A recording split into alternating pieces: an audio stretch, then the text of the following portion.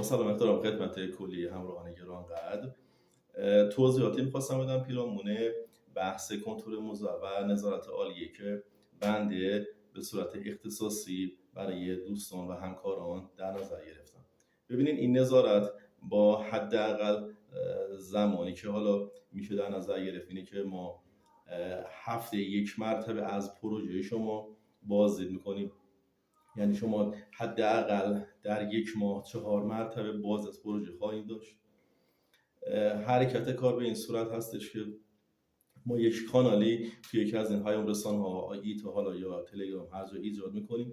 عوامل دخیل تو پروژه توی این کانال به اصطلاح ثبت میشن.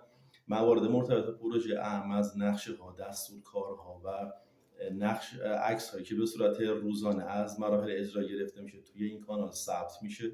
برنامه زمانبندی تهیه میشه و به اصطلاح پروژه با توجه به این برنامه زمانی تهیه شده طول مسیر رصد میشه. هر جایی که اون کارفرمای محترم نیاز داشته باشه اکیپی عوامل اجرایی جدیدی به اصطلاح بهش معرفی بشه ما معرفی میکنیم و به یه نوعی شما یک مشاور شخصی رو توی دسترس خودتون دارید. یعنی همینطور که یه نفر ممکنه حالا با شرایط مختلف به یه تراپی، به یه روانشناس مراجعه میکنه، به یه مشاوره مثلا تحصیل، به یه مشاوره خانواده، شما برای یه کار ساختمانی که به هر حال میلیاردها تومان میخواین هزینه بکنید با یه هزینه حداقل یک مشاور شخصی رو توی به اصطلاح مجموعه خودتون دارین و میتونین از انواع اون تخصص‌ها و خدماتش استفاده بکنید.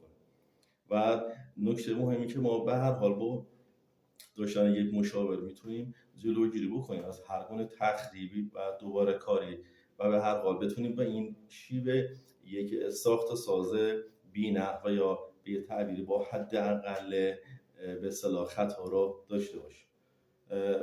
برای اطلاع از شرایط میتونین هم پیام بدین و همین که با شماره بنده تماس حاصل کنید. واسه از همراهی شما.